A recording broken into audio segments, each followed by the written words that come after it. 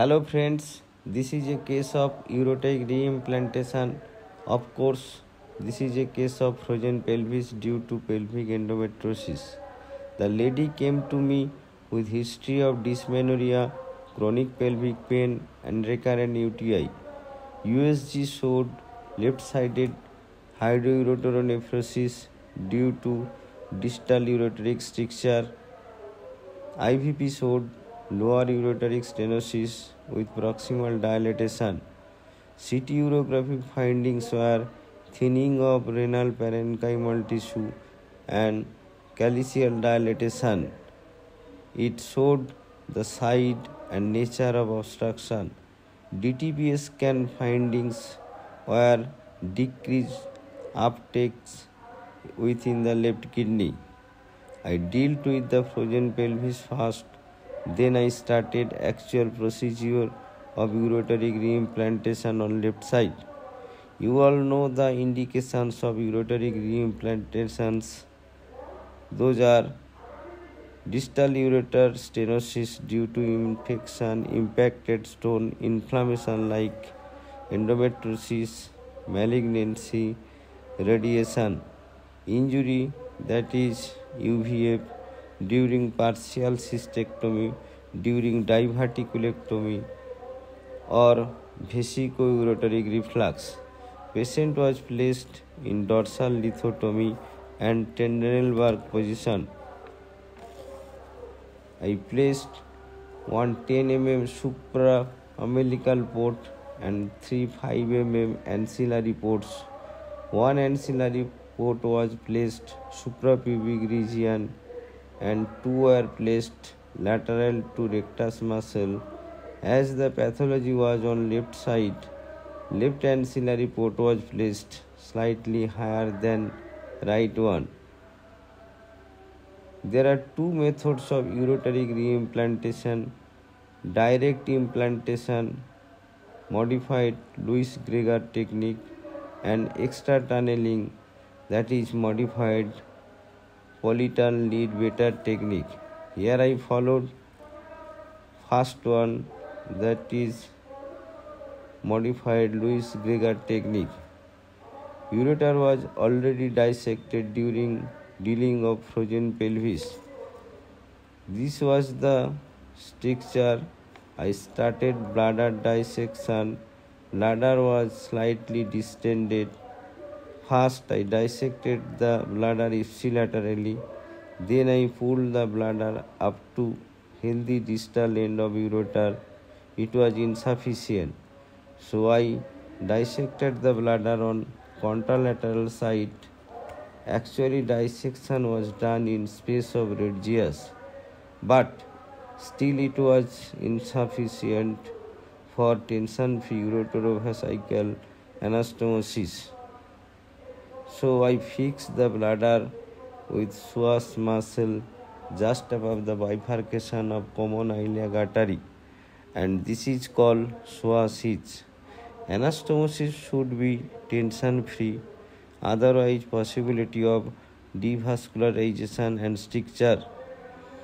Another important point is, if still tension-free anastomosis is not possible, you can do Boris flap.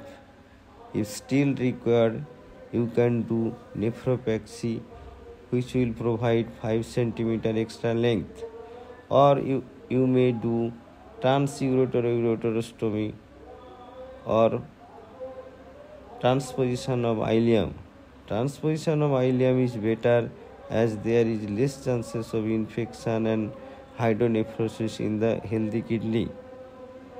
Here I did psoas hitch. Always take care of genitofemoral nerve during psoas hitch.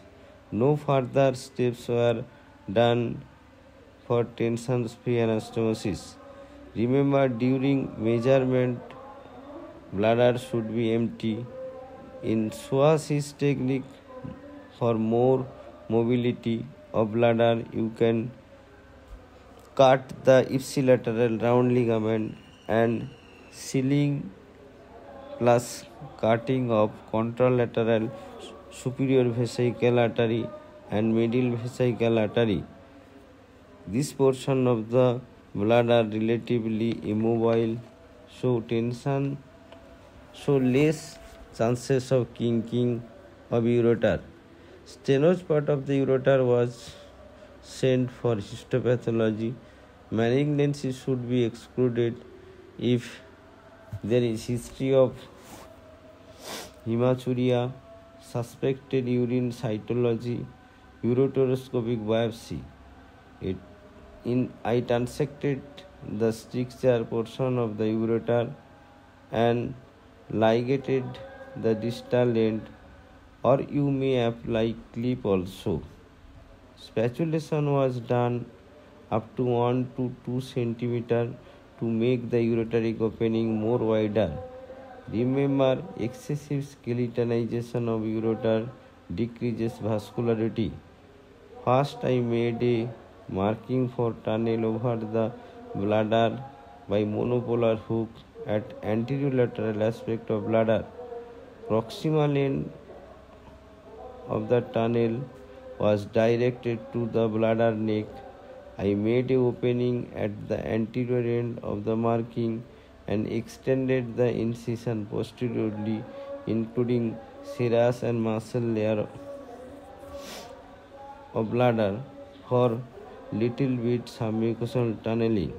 Alternatively, you may incise serous and muscle layer of the bladder to the whole length of the marking and then make a mucosal opening at the proximal end.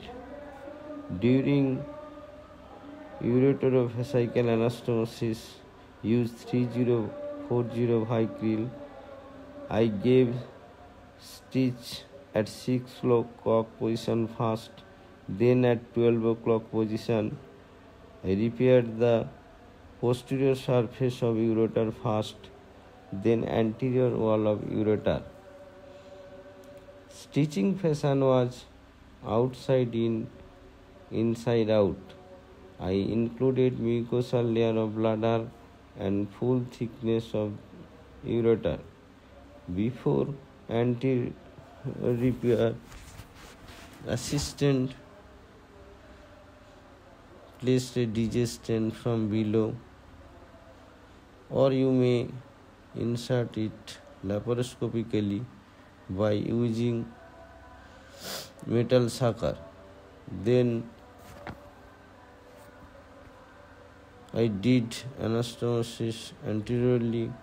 You may give continuous stitches for anastomosis. Then I repaired the seromuscular layer of bladder, giving continuous stitch covering the distal end of ureter, or you may give interrupted stitches also. Outcome is more or less same. After that, I checked the integrity of bladder by methylene blue test. A drain was inserted.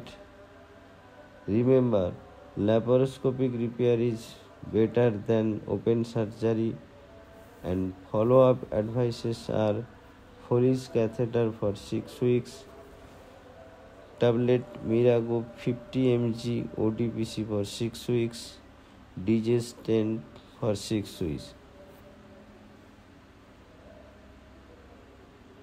Thank you all for watching this video.